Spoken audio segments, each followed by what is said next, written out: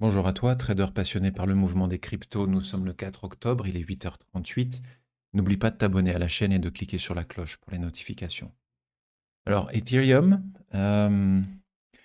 hier on cherchait la fin de cette vague descendante hein, à court terme. Il semblerait qu'on l'ait trouvé sur les 70,2% à 2310 dollars. Alors ces 70,2%, hein, c'est retracement depuis le plus bas effectué en date du 4 septembre vers midi et le plus haut des 2730.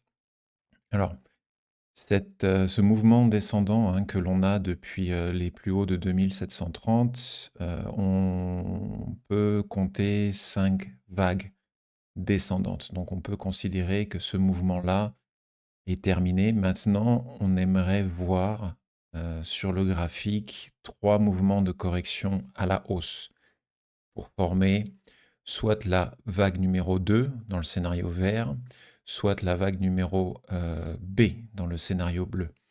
Niveau de résistance à la hausse pour cette phase de correction, dans un premier temps, dans l'immédiat, puisque la correction on l'attend en 3 vagues, donc A, B, C, la A, elle pourrait trouver résistance entre 2404 et 2458.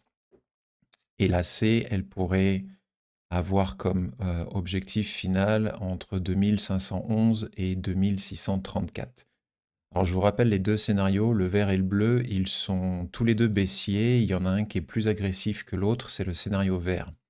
Puisque ce scénario vert fait état, ou plutôt part du postulat que l'on a complété avec ce plus haut des 2730, on a complété le plus haut d'une vague de correction numéro 4. Doit s'en suivre normalement une vague impulsive en 5 phases à la baisse. Et cette impulsive en 5 phases, on aurait fait la première jambe et on attend maintenant la correction en 3 vagues à la hausse pour la 2. Cette impulsive à la baisse du scénario vert, elle a comme cible théorique les 1880-1900 dollars. Donc c'est un scénario baissier relativement agressif.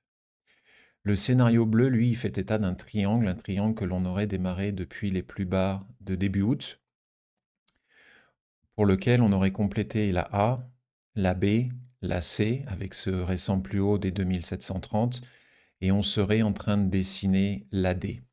Alors, les triangles d'Elliott, comme je le disais hier dans la vidéo, chaque phase haussière et baissière de ce triangle, chaque côté, je devrais dire, se fait en 3 vagues. Donc, on aurait complété en bleu la A, avec ce scénario baissier dans lequel on se trouve depuis les plus hauts de 2730. Et le mouvement de correction que l'on attend aussi en 3 étapes compléterait la B. Et on repartirait ensuite en 3 étapes pour faire la C, 2D. Il nous resterait ensuite à refaire le même scénario, mais à l'inverse, à la hausse, en 3 étapes pour faire la E. Ça n'est qu'une fois que l'on aura fait la E, que l'on pourra se dire effectivement le triangle est valide si on vient casser le plus bas. Alors attention, oui, j'aurais dû annoter ça différemment.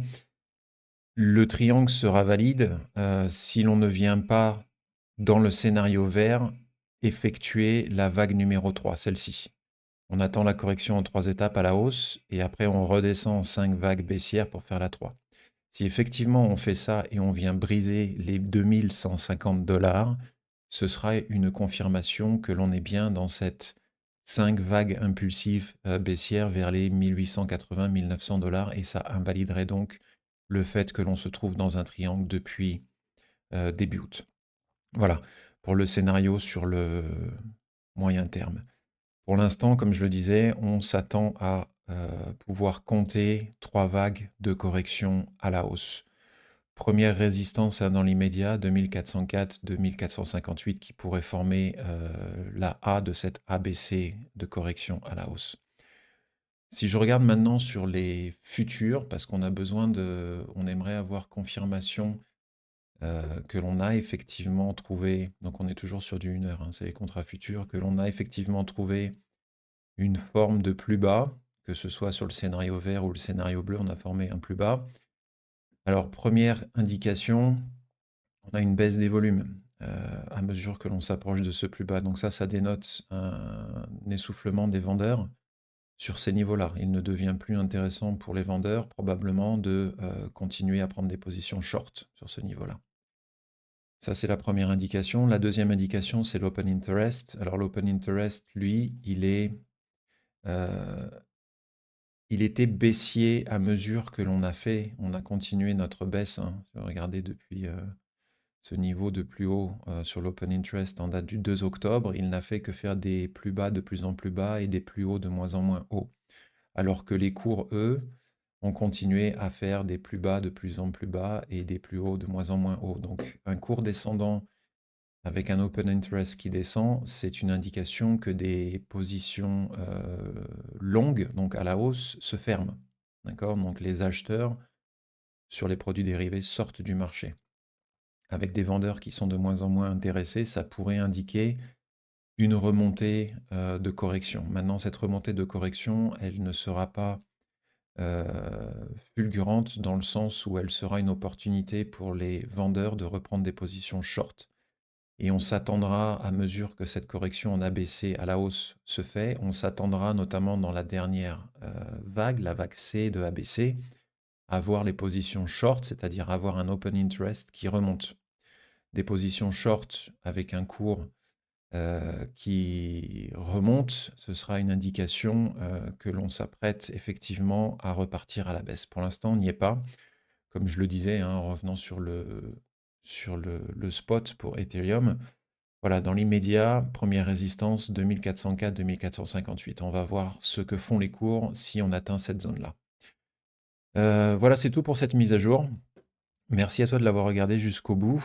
Je te dis à plus tard pour une nouvelle mise à jour sur la situation d'Ethereum. Je te souhaite une bonne matinée. Prends soin de toi. Ciao.